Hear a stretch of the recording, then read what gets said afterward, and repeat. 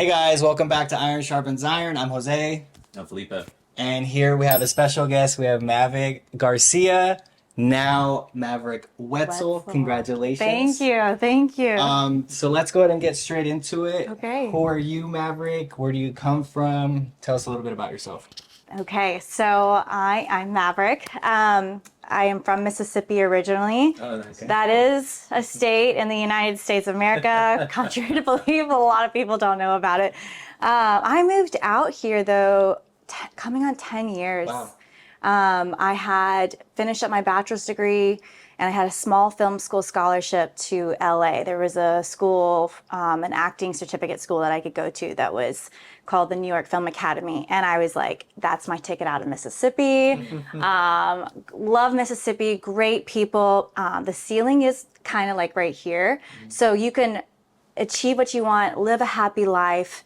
Very simple country living style. Yeah, kind of southern absolutely. living. Yeah, and I have so many great friends, and they really have just flourished with for their family, their kids now.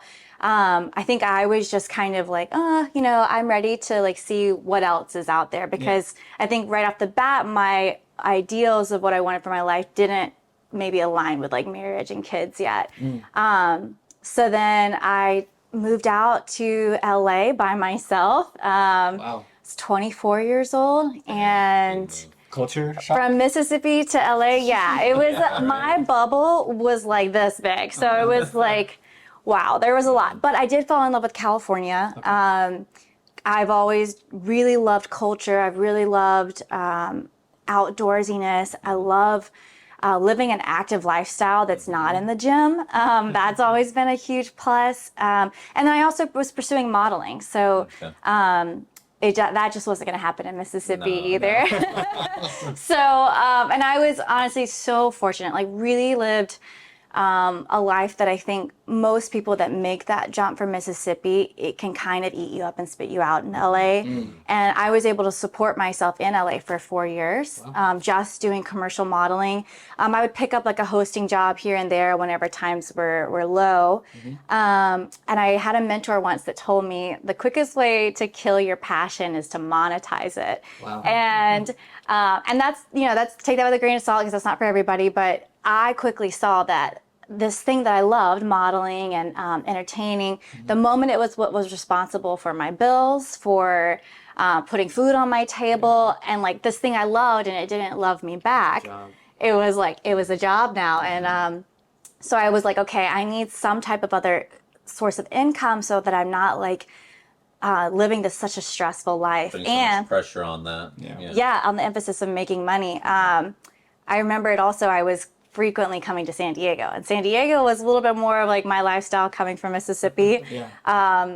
It was still, fast and big compared to Mississippi, but it wasn't quite LA. LA has got hustlers. Like, It's nonstop. It's cutthroat. Whereas here, it's a little more retirement, more relaxing. Yeah. But it's still, you got to get to business here. Yes, yeah. It's very expensive, but it's a more laid back business. yeah, absolutely. Over there, LA, it's just cutthroat, especially from Mississippi, where it's family and all this type of culture of more slow it down. Yep. Everybody Yes. waves at everybody. Yeah. Here, it's like you wave at someone, they're just like, shh, out of my way. Yeah, Like, it's- yeah. Democrat, you know? That's a huge one, yeah. Yes, or even like what I saw a lot of in LA was like, what can you do for me type of thing. And but San Diego just was a little bit more, I think, my speed than what I wanted. And to be honest, so much respect for people in LA because you are your business. Like, especially in the modeling industry, there's no one that's going to represent you better than you. Yeah, you are your brand, you're your own agent. You're Absolutely. your best agent. Yeah, absolutely. Yeah. So if you're in a room, you need to make the connections. You need to leverage yourself. And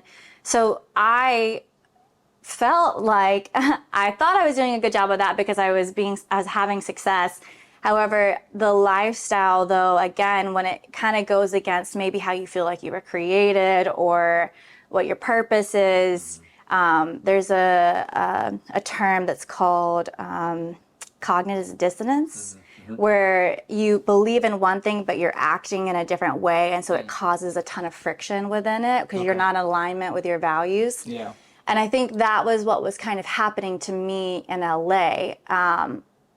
so fast forward, I got a job as a flight attendant, Nice. which was based in San Diego. And then here we are. That was my ticket to San Diego, where I could still do modeling, but also have a job that I felt like gave me that freedom, gave me the leniency to not have to depend on modeling so much, and also made the world a lot smaller. And now I was able to travel back home to Mississippi way more frequently.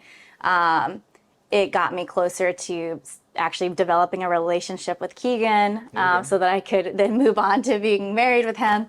But that's another story. Like we've been together for 8 years, and I always talk about we had 2 relationships. We had like a sabbatical there in the middle. I'm a much bigger fan of the second relationship, but it's been, and that's kind of like how I'm here today with just an influx of people that come into your life, out of your life, mentors, just, I think, as we'll probably get into it, I mean, just God's hand being a part of that. Gives you what you need. Yeah, absolutely. Yeah. Awesome. Wow, that was a great introduction. Can't wait to keep going. All right. So the first question we have is, I see you're a woman of faith. Okay. How long have you walked with Christ? And give us a little bit of your testimony. Yeah. So again, growing up in the South, it's known as the Bible Belt. Yeah. And but with that comes some like stereotypes. There is I think a huge emphasis on what we think a Christian is like, and around being good. This representation of like a moral goodness, and that's what makes you a Christian. What are you volunteering for? What do you look like? How do you dress? How do you speak? And I was all for it because I was also from this upbringing of I have a mixed family, and so I was constantly wanting to please for love, like get affection because I was good. To be, I don't know, never be seen as someone they couldn't be proud of because I wanted them to love me, to be proud of me. Right. And I think I took that into my faith. I don't think that I've ever been somebody that has ever questioned my faith, mostly because in my upbringing, it was a really tough childhood.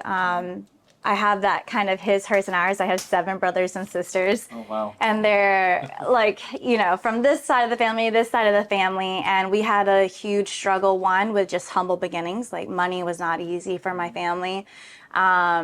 My mom got really sick, especially like with a battle with just depression and a lot of other ailments. She was finding herself in the hospital a lot. So it was like really just my brother and I and our church that really stepped in, and like, the expression, it takes a village. Yes. So I think like in that sense, I was this like, funny story. I truly thought like I could be another Mary. Like I felt like I can live my life so righteous and so good that like God would pull me aside immediately and choose me. You want to put that pressure on yourself and feel like, I'm going to be one of these Bible characters. Yeah, you know, yeah, like, absolutely. I am anointed to that level. Yeah. Like I'm like, God, why wouldn't you like use me? And I think the mindset is right in that sense of like, wanting to be this child of, on fire for God. But it's just the posture of your heart that was kind of getting missed, that like it has nothing to do with me. God's sovereignty and his plan is so much bigger than like what I think that I could do. And also I would say, even fast forward, sometimes like maybe God knew better than to put me up on a pedestal like that, because I've had a lot of success, but I think what's been amazing is that along with that success has been a lot of trials, and that's kept me very humbled, where I could so easily be stray away and feel righteous, and believe that like I'm the savior of my life. Sorry, I clicked on that. They could see you more also like, oh, well, and if you do get to a higher plane, they may see you as like, oh, they think they're so holy and stuff. Yep. So God may keep you humble in a way so that you can keep reaching people that are a little more broken, or that will see only negatives in someone, that you're way up high, you're doing very, very well for yourself, and either way they just they don't like that, right? And so maybe that's why our idea of what's high up isn't really the good idea. Yeah. That we may get out of our element and start thinking it's us more, So or prideful. prideful. Yeah, That's the for word. sure. Just simple as that.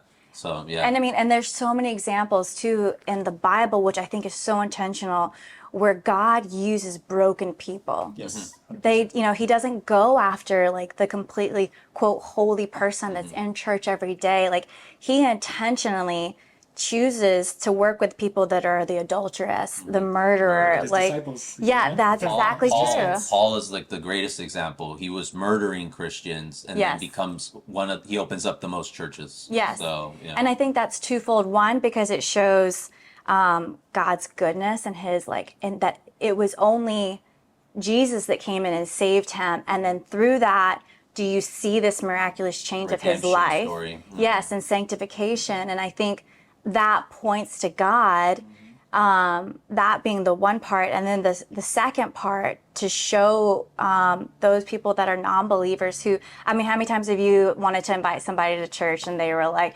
oh, if I walked in that church, like it would burn up, like I've done so many things, like they just believe that the church is for like good people. People. Yeah, Walks of life. absolutely. And I think, so me, fast forward, like as my faith has started to grow, I think I quickly realized like, wow, I have so much faith. Like I would, die for, I was like Simon, like I will, die for you, whatever you want. Like this is my burden to bear. I will shout your name. However, like there wasn't maybe words to my music. I think a lot of people say like, oh, you have to have music to your words, but I was the other way where I wasn't really reading my Bible. I didn't understand what it meant to be saved by God alone. And I think that started this journey of maybe, especially in LA, getting into being accepting of things that are like someone that's like, well, I'm spiritual, like, Right, and yeah. me being like, oh, that's fine. And then like being so open to people that just say that they believe in God. And I'm like, as long as you believe in God, that's like, that's all that matters. Yeah, so I was telling him because a lot of people come at you with, as soon as they find out you believe in Christ or, something higher than yourself, oh, well, I'm Buddhist is the big one, or I'm spiritual. And a good way I've heard recently to say to someone is, I'm glad, I hope you're practicing that. Yeah. And you're practicing your spirituality and connecting to your higher being or your higher God. And it kind of will leave the person thinking, oh, I'm not. Right. I just said I'm Buddhist, but do I do anything a Buddhist does? It's more just a way of their soul telling you, yeah, I'm spiritual, but they're not really practicing anything spiritual. So it's, I've heard recently too, it's better that they just at least believe in something that can kind of get them going, instead of just not believing in anything. So again, a lot of people say I'm spiritual.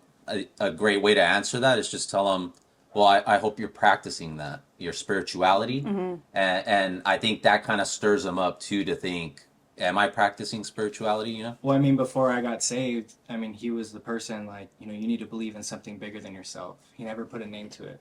And when I was at my lowest point, he was the first person I reached out to.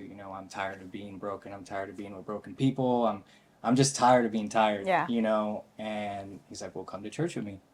And that's when everything started. And then I put a name to it. And it was Jesus Christ that saved my life. So you got to believe in something bigger than yourself. Yeah, and which you kind of already did believe, like the universe. And but I can relate to energy, those people but- that were like, oh, I'm spiritual. And like, just like your friend, he's like, I'm spiritual. I'm like, what does that mean?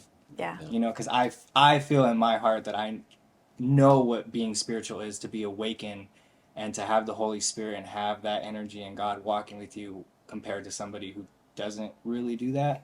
That's why I like kind of question like, well, what does spirituality mean to you? Yeah. And then So they you start- asked more of a question where I'm like, kind of like, well, I hope you're practicing that then, Yeah, there's good ways of going about answering that. Yeah, I was kind of on fire when I asked that. It's just like, yeah. That's funny. And you have to also be careful, because in asking them, about practicing that, they can then turn around like, well, what are you practicing, or what do you believe in? And so just being ready and on guard by knowing the word, I think, is really important.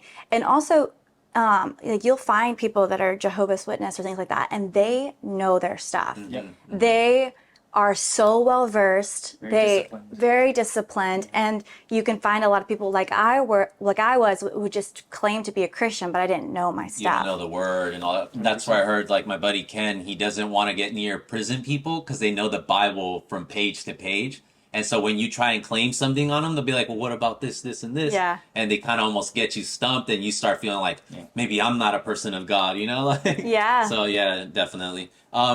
Do you read your Bible every day, or do you do it weekly, or? No, I'm not. I do a lot of podcasts. I need to, again, this is like so new to me, and which is amazing is like just this thirst for God's word. It's really started to flourish with me. And Keegan and I have actually started to, every once in a while, like my sister gave me this book. It's just Proverbs. Oh, nice. Nice. And sometimes like we'll pull it aside and like we'll try to read stuff together and go along the side with what our church reads. But we also have this amazing Bible study that we go to on Tuesdays, which is so different than like any other Bible study I've ever been to, where we just don't talk around the Bible or about the Bible. We go line by line, like it is a Bible study.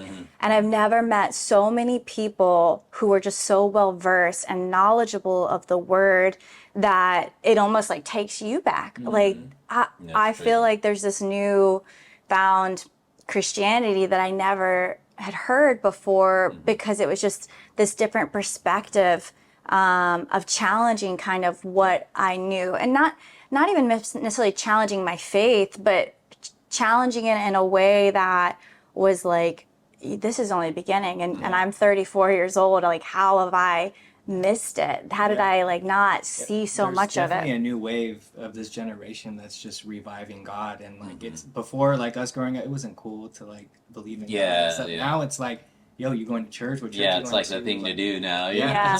We're just on the path with God. You know? Well, but then that's the other thing too. Coming to LA though, there was like this big swing where I also found myself having to be careful. Is this movement of like prosperity gospel, this huge. I just saw a mega church thing on that. How it's kind of like they're just trying to make money off people, you know. So there are different types too. I'm noticing, and just the one you're talking about where it's just reading the word. That's almost like a orthodox, which is what Jesus was essentially. It's just living by the word, because as man starts getting into Christianity, we start making different versions of it. And then they have this prosperity mega churches where they're like, give 1,000, no, give 2,000, and God will give you a blessing. It's like, bro, they should get $10 if that's all they have, and they're gonna get a bigger blessing than the dude who puts 2,000. Right. Because it says a rich man is hard to get into heaven, because that means you're keeping all your riches. And you're being greedy, and a poor man gets in instantly. It says it in the Bible. So. Yeah, well, and it's also scary because it can be more than money. It can be like in your giving of your life and different dynamics, and you can really put yourself in a bad position, because what that does is, in these churches that are based off of spirituality, feelings, versus scripture, is you put yourself in this position that you treat Jesus like Santa Claus, where you pray to him for his gifts versus that he is the gift. And serving him, you Yeah. know, and serving the church, serving your communities, and serving with your time, not so much just speaking about it, you know, but and serving. expanding the kingdom. You know what I mean? Yeah, and it's scary because there's a lot of, I think, people that maybe will leave the church because what happens is, like, you know, you preach this message that God is capable of healing. He can touch your finances, your marriage, your sick child, or things like that. And God is capable of that. But Christianity is, even if he doesn't answer that prayer, Unwavering. it's that you still believe because God is sovereign. And I think that's something that has been huge to me, where like I didn't have those questions. Like what happened if like you, like, why wouldn't God want to like bless you if you're sick? Or like, why wouldn't God bless your finances if you've been good and diligent? Like, why does that question, why does bad things happen to good people? And I was at this place where I was like, wait, I don't know, think I know that answer. Like I was just so focused on the love of God and my faith and my unwavering, like go to battle for him, that again, what am I saying? It's all about me. Like I will go to battle for you. Like I will have faith I've for been there. The you. same thing when I got saved. I'm like, oh man, I'm like a warrior now, like an angel warrior. I'm about to slay dragons and like, you know, but you're gonna be stumbling so much along Yeah. the way still. It's understanding that God's got you and just having faith. I feel like just when you go through storms, you know, like I said with Edwin, you know, you understand the why after the storm, and like you even said, during the storm you try to figure and put pieces together, but after the storm is when you can really look back. Like, you know, we don't know why bad things happen to good people, but maybe you can get something out of that experience to further better your And you life. can also inspire others through that as well, Yeah. because they may be bitter or getting drunk and all these things after something, and where you're still flourishing even though through the brokenness and all that, they see, instead of, like I said, that bitterness, you're able to flourish because you have God. And instead of screaming out, why wouldn't God save this good person, and then you're starting to already question him, Yeah. you're not having faith anymore. Right. Yeah. Whereas someone of faith is going to break through something they didn't even know until the later why. Yeah. Why? Then it'll be, again, maybe not for you. It may be to expand the kingdom of someone else's life that may be a bigger influence, but you started their seed. You flowed them for the first time. Yeah. So, Yeah. Well, and the other thing, I think there's two parts to this where when people ask that question, you have to think about, well, do you think that they deserved like bad things? Do you think they deserved good things? What is it that you think that you deserve? Which then comes into mercy. Mercy is anything good that happens to you is a gift because what we deserve is death. we're fallen already. So Yes. yeah. And so if you change your mindset and the lens in which you look at things is like anything good that happens in this world, whether it's to someone that doesn't deserve it or someone that does, it's purely mercy. Yeah. Because what you deserve is the punishment of sin, which is death. But God's already come in and had victory Perfect. over that. Yes. And That's then perfect. the second thing is that what is your measurement of good?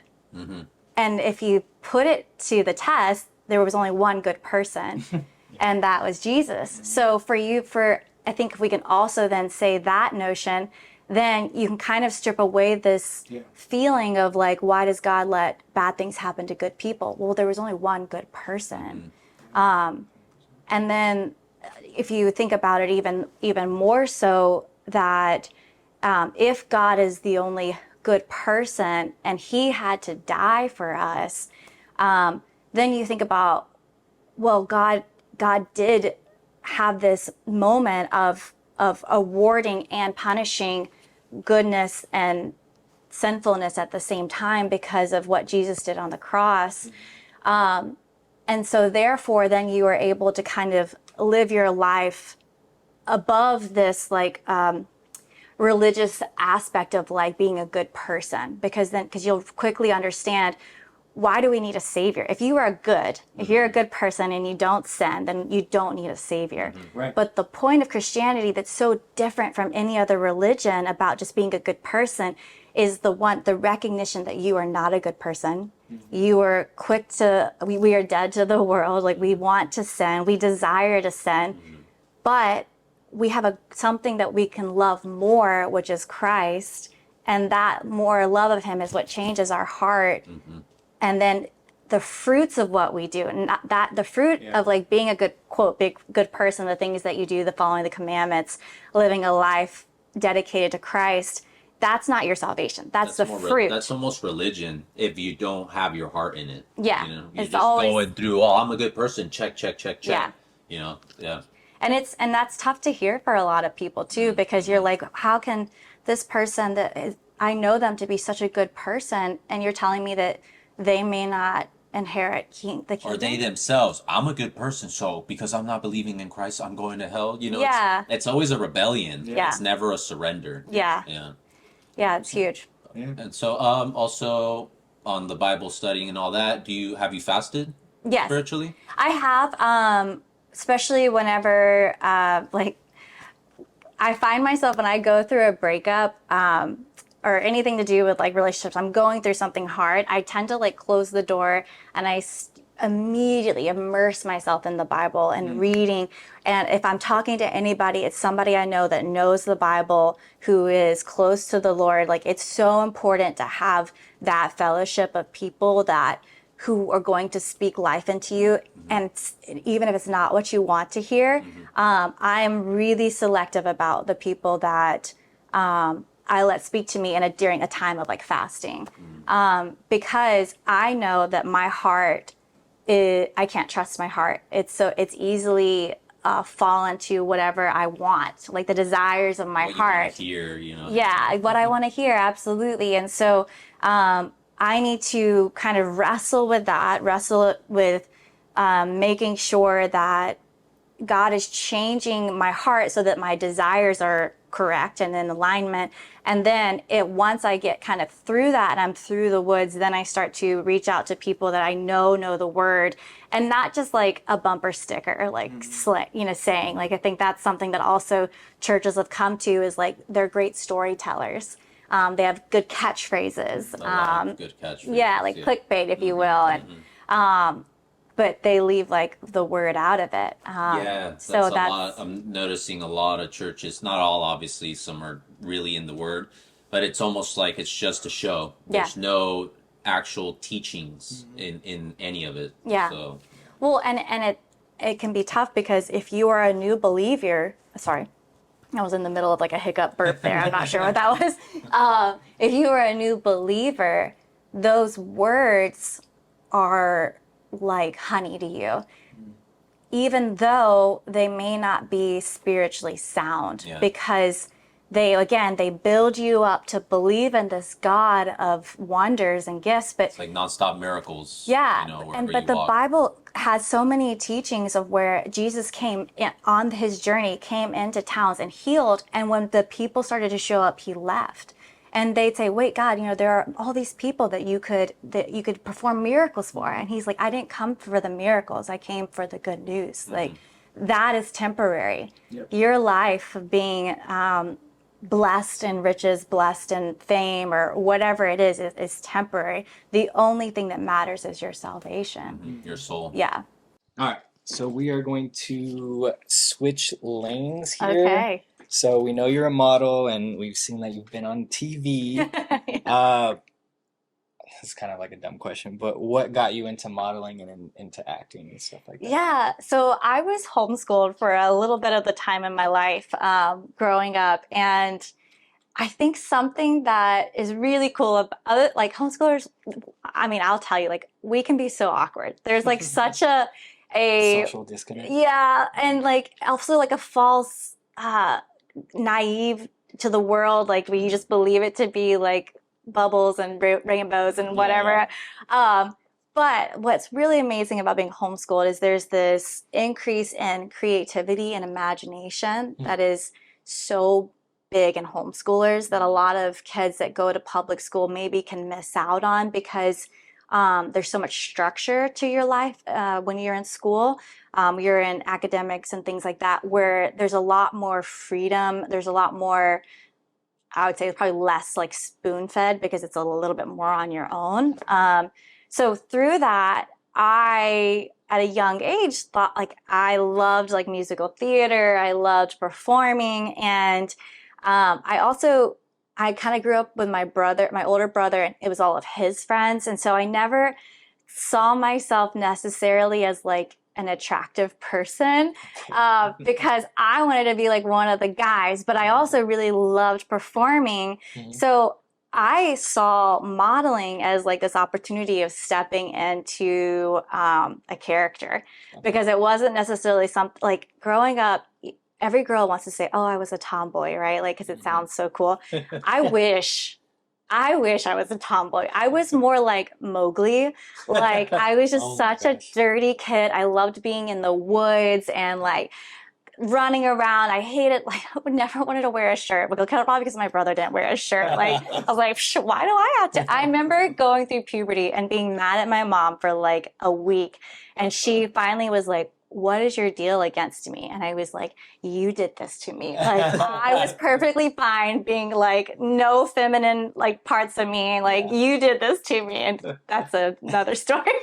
But it was, I mean, as I started to get older, honestly, it wasn't even until I went to high school that I think I recognized the way that you look is more of like in a means to like a relationship. Like you can be attracted to someone and that leads to a relationship, versus where I was using it more of like this creativity outlet. Like I loved the idea of stepping into this character and creating scenes and things like that. And that was so cool to me. But I put it off to the side because when I went to high school, social stuff was so big. I was like thriving. Like I was a social butterfly. I wanted to do everything, get my hands in everything.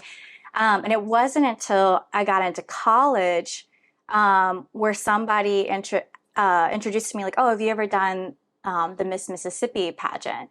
And I said, no, I would never. Like, pageants are just like for fun. Like I've done it with my friends, but like, no, that's not me. And they're like, well, you should look into it. Like, we know this other girl that did it. There's like opportunities for you to get outside of that. And again, I'm also thinking, again, small town thinking in Mississippi is that like, well, that would never happen to me. I'm also only 5'4", so it's like, definitely a modeling career is not in my in my path. Maybe like 6 feet, no? Yeah, absolutely. And like emaciated, like but I gave it a shot. I remember I didn't tell anybody. I applied for this was the USA pageant. I applied for it. I competed and I did really well. I got first runner up, Miss Congeniality, and most photogenic. Oh, nice. And all the judges came to me versus the winner, and they were just like, we can tell you were really new to this. Don't give up on this. Come back next year. And so I was like, okay, like, wow, I guess this is the thing. I'm going to do it. And I did it. I came back. I placed, took on the title, went to compete for Miss USA. And I remember thinking, this is something that I probably would like, if Keegan and I, are fortunate enough to have kids, like what I want to instill in them is this idea of, I think it came from a small town, is that if you don't want much, then you can't be hurt as bad when you don't get it. You know what I mean? Like if you want less, then if you're given more, then good for you. Like, that's congrats. Like you were given more. However, when I competed for Miss USA and I didn't place at all, I remember thinking like, wow, like I regret, like, would I be more upset having tried my best, having wanted it like 100% with everything that I had and then not got it? Or am I like more upset that like I didn't want it that bad, so now that I didn't get it, like it should be okay? And I battled with this mindset of like regret versus like saving myself, and I think that's something that I learned moving forward, and something like I really want to teach my kids is that you will rebound from life. It's the same thing in like relationships. Like give it your all. Don't save anything to I think protect yourself. For me a big fear would be regret. Like at least you laid it out, you did it, and what came from it. Like us, I told them, like, if we do the podcast, doesn't work out in the way future and we look back, we're not going to regret it. We're going to regret being old and going, imagine we started that podcast, what could have happened? Like that's just like your imagination as an adult is not as great as your imagination as a kid. So it wouldn't be great to try and imagine, what if we did it? And definitely give it your all. And that's just something that like I think a lot of people are either motivated by the fear or motivated by the dream.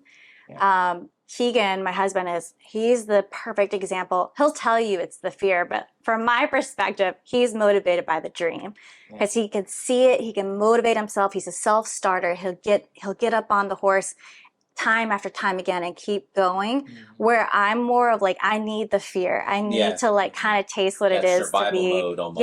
Or I'll stay like complacency and contentment is something that's like my struggle. Like I'm way more of like, I want more comfort than I do that pressure of like what it could be, like the dream, the distance. I've gotten, as I'm getting older, I want that. I would get more into the dream, Mhm. but as I've gotten older, I'm more in the comfy, Yeah. but still wanting to achieve and Yeah. always not complacent. Yeah. But at the same time, it's not as crazy dream chasing as much. Yeah. I've noticed I'm more happy with where I am. Not to say someone chasing a dream isn't Right. happy either, but I've learned to be a little more just complacent, but in a good way. Yeah. And you know what you want. Yeah, You exactly. gotta get there, yeah. And I already have everything that I need. Yeah. So it's kind of how you say, it's kind of hard for me to start dreaming bigger.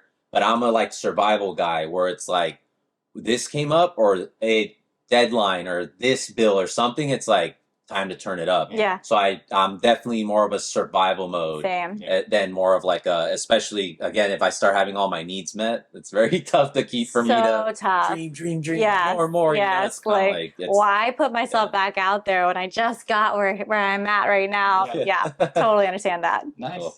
And then switch up to like a more funny question. I noticed you were on I Can See Your Voice Yes. TV show.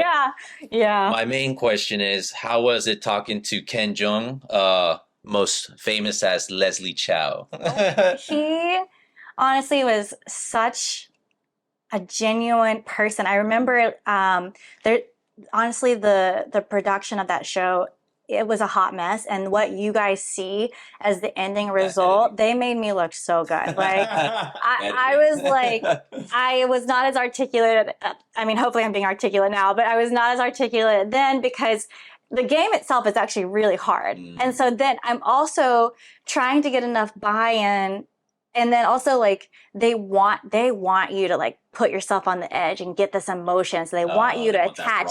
Yeah, every choice you make is like a life or death choice. And like when you're in this moment and there's all this stuff happening, you really do feel like that. And like so I would get so emotional when I would guess wrong. And I was just like, dang, like I'm sitting here saying I'm doing this for my stepdad to get him money and then like maybe for our future wedding, and like I am just messing That's it up. crazy to like see TV shows like that, right? Yeah. Oh, I'm trying to get this for our family, Yeah. this or that, and then you lose and you're like, oh, you feel so bad. Yeah. You just see their eyes like, nothing for my family, I guess. Yeah. You know? Yeah. Next Yeah. one, up next. Yeah, absolutely. Well, and so at the end of the show, you know, there's the part where I have to take a chance and either go for the 100K or settle for the 40 if I picked a good singer or not. And you know, in between commercial breaks and like that, like everybody kind of is like, they don't really want you to talk to each other because they want to keep it on camera, but everybody would have like, I started to get them on my side where they were like encouraging me, and Ken was really one of those people that was doing it. When it was all said and done, I picked wrong. I lost everything. It was all zero. They don't show this on the camera, but he like kind of gets up in tears and he says this like into the mic, and he was like, he goes, I'd be damned if like I didn't come on this show when I would never have an opportunity to win 100K and not just go for it.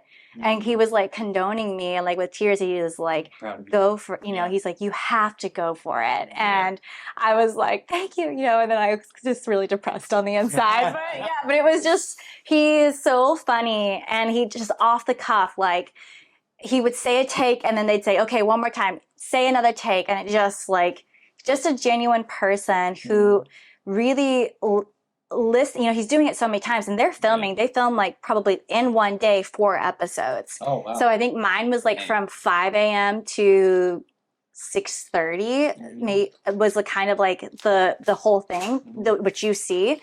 And they had 4 other episodes that they were doing like that. And I felt like he really attached himself to your story. And it wasn't him being like a comedian or an actor or a host, like because it's kind of like people can put on, right? Like you're a host and you're presenting and things like that. But then when the cameras are away, just him, it was very encouraging for him to just say that, like you have to go for it. Yeah, because he was a doctor before he became famous. So I think he probably still has that care for a person, you know, whereas more an actor, they didn't get into the line of I'm gonna heal people and make sure they're not sick and then become an actor. So he may you probably felt that more humanly connection. I think so, than, yeah. Than like more just a straight actor. It's all about me being Yeah. famous, you know. And you can see so many of his interviews where he goes on a talk show and he still has so much gratitude and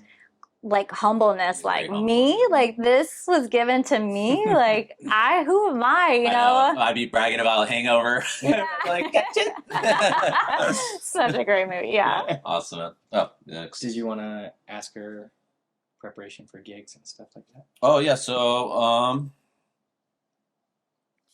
when you are doing any modeling jobs, anything like that, do you do anything specifically when it comes to your diet? Like, what are you eating? Do you cut out certain things, or do you eat certain things before just to prepare for modeling? Yeah. So when I was competing for the pageant, it's a different world. One that they don't necessarily talk about because it's not necessarily it can be a healthy one, but from my diet, from my background, I didn't think it was so healthy. But you think about it like a body trainer who their body is their job, and you watch them cut so many things, and like when it's the time to perform, like how little and how strict they become on their diet. But most of them will tell you that is not like the lifestyle. That is for the competition. It's a short period of time. Yes, it's to be the best at what you do, but you can't like let that become like this is the only way. And that's kind of like when I was doing the pageant. You're about to be in a bathing suit on national TV. You want to look your best, and it comes like it's a little bit different of a body versus an athletic body. So I had to, once I got out of that pageant world, I kind of had to change this relationship I had with the gym around food. Right? Because you get to this mindset of thinking of you have to restrict yourself in order to have this body style. It's not sustainable. It's totally not sustainable. So I think I ended up shifting towards this idea of I could be more athletic. I could have an athletic body. But you know, if you're going to be in the industry where you are supporting that lifestyle, then you need to take care of yourself. You need to be healthy.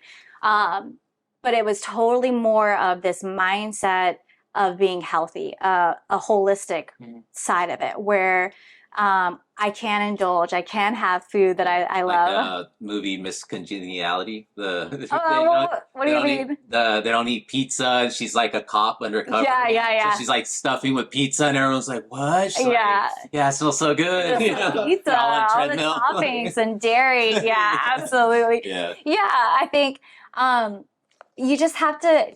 And here's the other thing too, like I also knew my body. I knew what roles I wanted to be going out for. I did a ton of, I got away from the gym because I recognized that maybe that mindset wasn't where I was.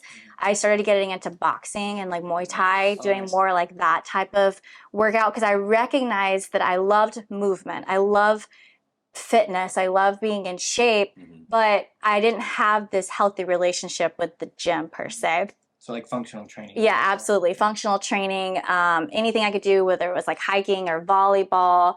I wanted to be involved in those things. And then that made it easier for me to transition back into the gym to start doing like HIIT trainings and things like that. And then the other part of it, living in LA, was like a huge swing from Mississippi, is that there's so many healthy options and other people that are also trying to be healthy. So you're not necessarily like, when I remember training for the pageant in Mississippi, it was really hard because all my friends would be like, well, you're so small. Like, you don't need to do that. You're already so small. Like you have to go to the gym. Like, and that constant feedback, although it was like trying to be kind and rewarding and like, but not the same goals. You're not surrounding yourself with people that have the same mindset. Yeah, absolutely. Like, and again, it's all love, but they don't have that goal to become a top model. Yeah. And so they're like, "Oh, you're fine. Yeah. You may be good, but you're not top model level if you want to get there. Yeah. Just like a bodybuilder. Yeah, absolutely. You're in great shape. well, I want to be a bodybuilder. It's like, well, then you're not there yet. It's not like, Yeah. okay, well, that makes sense. I mean, honestly, it's similar to like the Christian faith. Like, what are you comparing it to? Like, Right. so many times I would get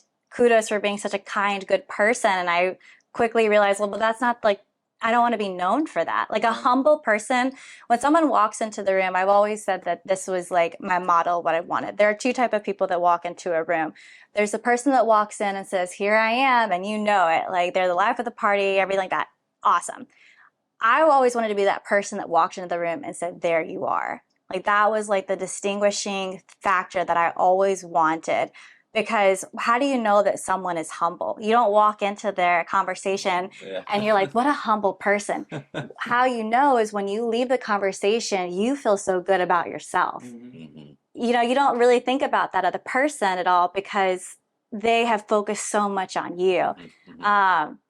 So that was like a tiny little segue, but I remembered like that's good. thinking like Yeah. that's it. It's similar, like the same thing where if you're not in that a group of people that understand what you're trying to work towards and the level that you want to be, because you're not the only person in LA going out for the same role. Yeah. No, 100%. And so what are you going to do that's different? Granted, I was really fortunate. I came in at a time where ethnically ambiguous was huge. That's like everybody wanted the person that looks like, where are you from? And I was like, yes, that's me. I recognize I look like the melting pot. Nobody knows where I'm from. That's fine. And it really worked to my advantage. And so I remember like my agency and things like that, because I've been now modeling for 9 years. I've been the same agent this whole time. We really started to hone in on my craft. My first few years, I was going out for everything, and then eventually, when I started getting these bookings, it just started to click. And each producing, it's like you have an agent and then you have a talent representation, who are all trying to get the bidder, like whether it's Modelo or PNC Bank or anything like that. Everybody's trying to win that booking. Yeah, so everybody's kind of working together. Models, we want to book it because we want the income. The agents, they want you to book it because they get 10% of your cut. Like everybody wants to win in that environment. And so I felt like I started to really know whenever I was going into an audition, like if I had a chance or not. And I got to a place where, fortunate, I was like, I'm not gonna do this audition. I know that I'm not gonna. You're getting more realistic with instead of just all over the place, scattered. Just focusing in. I think there's a story. I don't know if it's like Leo, Ryan Gosling, and Jake Gyllenhaal, or Ryan Gosling and Jake Gyllenhaal, but like one would go in for an audition and come out, and then the other one would walk in. So it's like you're competing with Jake Gyllenhaal and Ryan Gosling. Like how do people even understand, like, okay, this is perfect for the role? It's just the competition is. And that too, right? Are they even suited? Sometimes it's like, I'm better. It's like, but you may not be suited for it, Absolutely. You just said it's a look. That was the one thing that I had to also move away from, was that like, if they want a tall, blonde, blue-eyed girl, that's not me. But like, I think there is great release in that. Like, if you know your lane and you stay in that lane, there's not the anxiety and the pressure of trying to fit all these things, because you're like, but this is where I'm successful. On your craft and really kill it. Absolutely. Yeah, awesome. So getting into the final topics, we're going to shift into business and entrepreneurship. Okay. So what is your business as an entrepreneur? How did you get into that market? And how does your husband help you or support you with it? Yes. So whenever I talked about, I really wanted to come to San Diego, that loved LA, loved modeling, but I needed something to support that. And I started to become a flight attendant.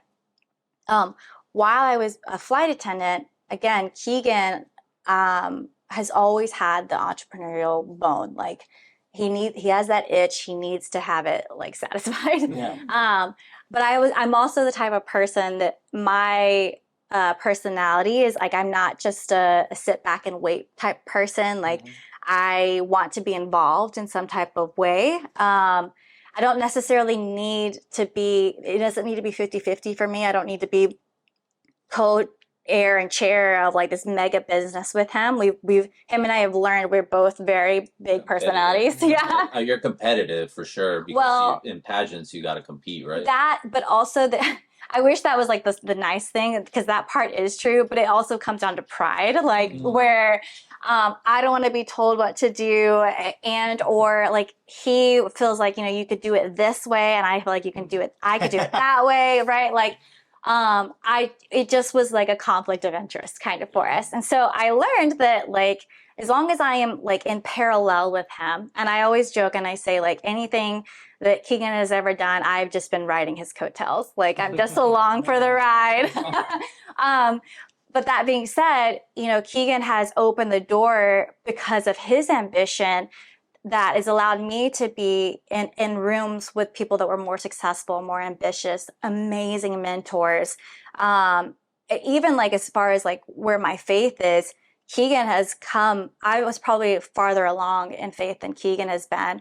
And because of how intellectual Keegan is, and he's so aggressive in his approach about things, it caused me to step back and be like, whoa, like, you need to like know your stuff, because he's coming at you with these questions, and you are so close to leading him astray. The same thing though, he also would challenge me so much in where I was complacent, where I did feel like I was comfortable. And every time I would do something, it was purely out of spite to show him like I could do it. I'm not this type of person. And then it would also then work in my favor. And so like I would be so mad at him, because then I had to like thank him for me being able to like, for me to get to this next level. You ended up growing. Yes. Yeah. That's how I am. I get competitive in that way, where you're pushed to level up. Yeah. Was that the first part of the relationship before the Kinda, yeah. The first part of our relationship was purely based off of attraction and fun, and I honestly was not looking for a relationship. Whenever he came into my life, I thought he was fun, I thought he was good looking, like I was like all about being single. I'm gonna take my independence and run with it. And I remember even thinking too, I was gonna date someone older. I had set aside that I was gonna date someone older, and the day that we probably were connecting more on like moving towards like talking, that term talking, it was his birthday, and I was like, well, I need to go say hi, I need to tell him happy birthday. And I met up with him, and I insulted him like in two ways. One, if you guys get to talk to him, he has such a raspy voice, and that's just how he speaks.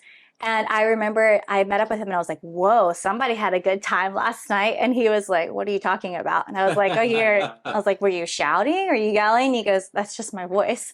I was like, so what'd you do? And then I was like, okay, well, so how old did you turn? And he said, I turned 25. And I was like, like yesterday you were 24? And he said, yes. And I was like, oh no. I was like, what am I doing? And he was like, don't look like that. I know what you're doing. I was like, no, it's fine. It's fine. It's fine. I just literally yesterday said I wasn't going to date anyone younger than me. But what's the age difference? I'm 34. Keegan is 32. Okay. So, and he always jokes to people like, oh, I'm so much older than he is, and things like that. I'm dating an older woman. Yeah. But I always say that like everybody always thinks he's older though, because I look like I'm 18. To be honest. So we both can have those fun little jabs. Yeah, and also in that first relationship that we were going through, Keegan was going through a ton of changes. He was trying to get out of the Navy. He was looking for that thing that gave him purpose, because there is something that, especially that's in Keegan, that like he believes so much in this ability that he has. He wants to leave a legacy. He knows he's capable of something so big.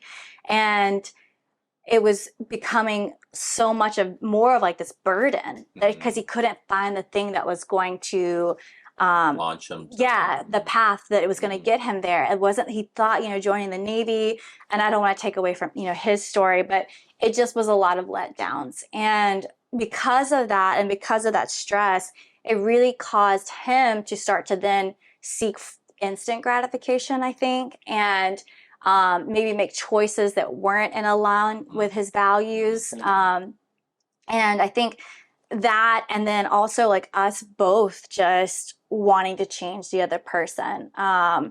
Him like seeing what he wanted me to be, like he knew that like this is what I want in a wife, and then me the same thing for him, like wanting him to make these changes. Yeah, my girlfriend and I have gone through that same up and down in almost 9 years of who are you becoming and who am I becoming, and is that who I want to marry, and is this who you want to marry, and what do you want to marry? And because if you do love that person, I think what for us has been the bigger thing is obviously centering God in there, because then that's the foundation. That's the eye on the prize, basically the centerpiece that keeps us together. Because if not, which way are we growing? Are we growing with God and that's a foundation? Or are we kind of starting to grow our own separate ways and be people that, because there was a lot of clashing of, well, this is what I want and you're not doing it. And this is what I want, you're not doing it. Well, it's like, well, let's come together then. And that's when you pray on it. When you have something bigger than both of you that is going to keep you guys together, I think that's when the clashing becomes, it's less clashing and more always just coming together. It's definitely something that's grown, just like your life with God. It grows. It takes time. Yeah. But and I definitely makes the difference. I think also in that first relationship, we definitely were not centering it around God. And you know that because you have to look at the fruit in your life. And I felt like, and he would probably even contest to this, like we were not the best versions of ourselves.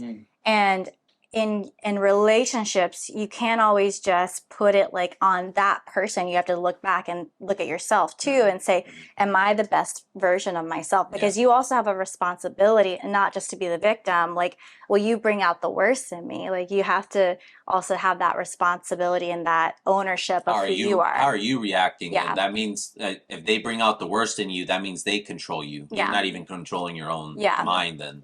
They own you in that sense. What are you contributing to the relationship that is bringing value to me instead of being a partnership? Yeah. So that was definitely like our first relationship. Okay. Come back around. We really got in a great association with just surrounding ourselves with great mentors, like, marriages and friendships and people living their lives the way that we valued and what I valued too. I think I noticed that Keegan and I didn't have the right friends in our community. They were how do you call these friends?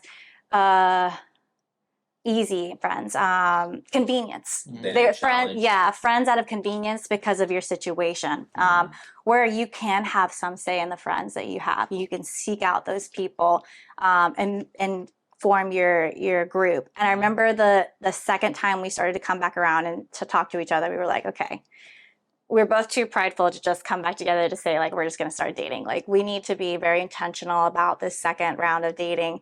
And also one of the things that was really nice, jumping back to like the entrepreneurship and business, was that Keegan started to see, as well as I did, but for just to boast about Keegan started to see the things that I did bring to the table as such that they weren't like not good things, not valuable, not valued. They were like, just because they weren't the things that he was bringing to the table, I brought a different thing, and it was just as important, if not like the thing that needed to be a part of our relationship.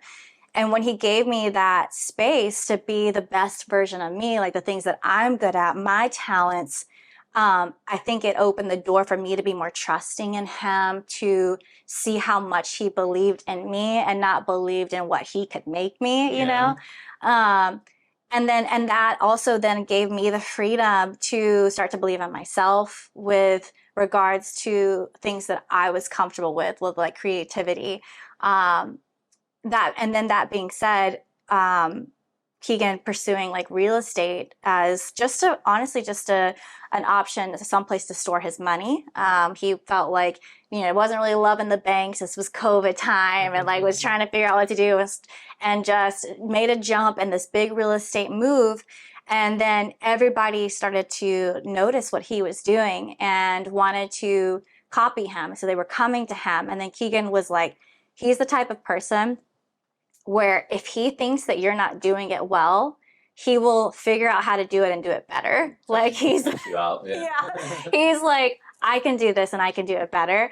And that's kind of like where the thing started happening, where he was like finding that he was giving these people a silver platter. He was bringing them the client, the loan, the house, the mindset. And he's like, what am I doing? I could do it all myself. Yeah, I could be making, a profit off of this.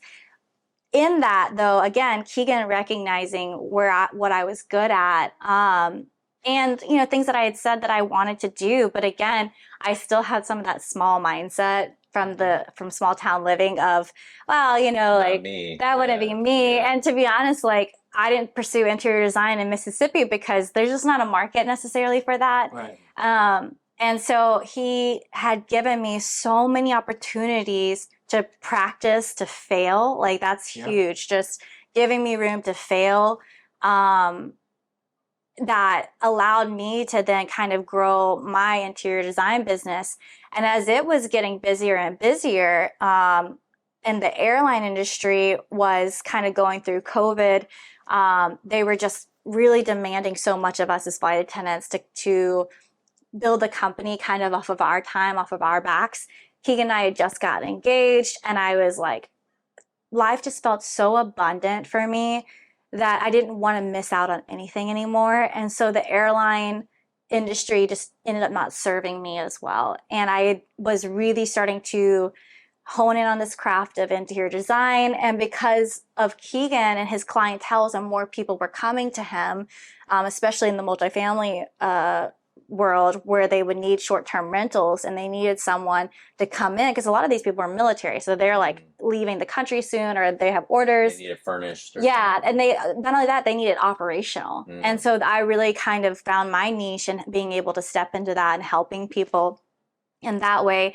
And it just started to become like, Keegan's clients, then these clients would refer me out to other people, and that's how I started really to get more. Like I need a website and things like that, but like it's been so much of word of mouth. Like I haven't necessarily had to do that yet. Like I've been able to just get enough coming in. That's the best way. And I attribute everything, like all my success, anything that my mindset, anything like that, honestly has been because Keegan has given me the leverage to do that.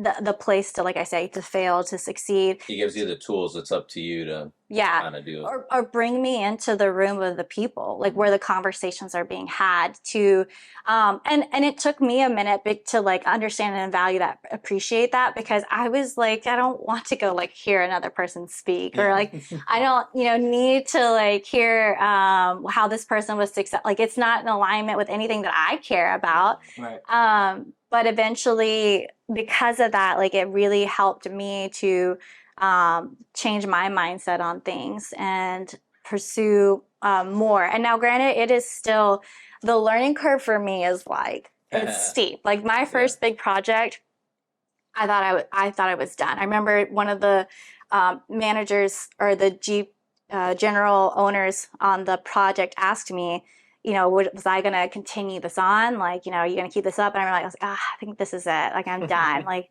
I'm not as good as I thought I was. It's a way different world than I thought. And then I just realized, though, looking back, that it was just the learning curve was so steep that it felt like friction all the time. You're the getting whole disappointed time. A lot more. Yeah, and I just thought that was me being bad, like me failing a lot. And I thought that, and I was just like, there's just no way. And so I've said this to so many people that have taken a chance on me, as I do think that I have learned and developed my design eye, the efficiencies of that business. But you have to have someone that kind of like lets you do that. That either they don't have the money to buy the real designer, so they can afford me, which is fine. I'll take it because I need to learn. And I remember thinking that too, that your capacity will grow. Even if your capacity is just right here, and everybody's is different too. Like sometimes I would get caught up in comparing my capacity to Keegan's, but Keegan has had years of growing his Training, capacity. growing, a lot of failures. Yeah, to and learn from those, you know. absolutely. And I think I just had to learn that like tension and resistance, all of that in my mind that felt like negative things were actually good things because they were growing my capacity.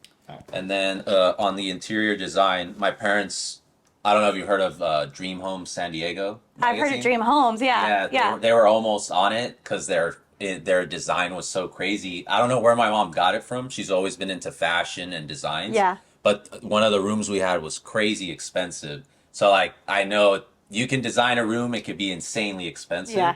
What kind of, you said you did a little bit more budgeting as well. You kind of work on that.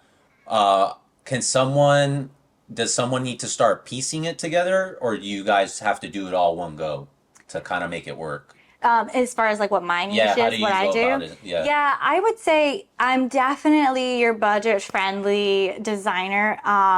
Mostly because I have a hard time buying things that are super expensive. Okay. And these are Gotcha. for short-term rentals. So you want it to be something that is durable, that will last, because people don't treat things like it's their own, right? If this is a house, like the Airbnb industry is really just completely changed. It has become a hospitality hotel on its own. Not a home. It's more Not at just all. a Like it used hotel. to be like, come stay at my house while I'm away. You could have your family pictures up, Yeah. your Right, clothes yeah. in the closet, but that is not the expectations anymore. So I keep that in mind, but I also have to keep in mind that if it breaks, you don't want it to be like so expensive that it breaks the bank. So I really stick to like budget friendly purchases. And the other thing too, like you have to understand, like the people that he can work with a lot are first time home buyers. So it's a huge sticker shock to them to furnish a property, because it's not just the pillows and the pictures, on the wall and a vase here. You're looking at, you need toilet paper, you need cleaning supplies, you need shampoo and conditioner, you need seasonings for them to come into what they're going to cook with, towels, just like operational things that also then cost money. And you want efficiency. So if you have somebody that's coming into your house, let's say they completely rack and destroy all your towels, all your sheets. If you don't have a set of backups, your cleaners are just in trouble because it's going to take them a lot of time. You have to replace those things, and there's only so much time because maybe you have someone else that's about to book your property. So you need to have doubles of things. And so that also can be a bit of a sticker shock. It's a luxury too. It's an item that's tougher to get, takes longer, again, more expensive. Yeah. So a lot of negatives to that. But I have been fortunate enough to have some where they completely trusted me. It wasn't so budget friendly, where I was really restricted. And in those, it's really cool because I can really push Your just my ideas, my creativity. I'm sure it's also location based. I'm sure there's some that it's a very expensive location. Here, people who tend to rent these, especially if you look into, it's not 20 people renting it or something, right? It's 2 or 3 people, a family. You know that usually people who pay that higher price tend to not damage the place as much. Yes, if you can. So you can make it a little more upper echelon style compared to a cheaper place where people there may not. And stuff They may have a ton of kids, and that's why they got the cheaper place, and stuff's gonna happen. Yeah, So, you can demand a higher price if it looks like it can. You can afford that with a higher price. More cash flow. Yeah, and it does happen. It does unfortunately bring in a different clientele if it's more expensive. Yeah, definitely. All right, you guys, that was our episode with Maverick Garcia / Wetzel. That was on faith, entrepreneurship, and relationships. We'll catch you guys on the next one. Peace.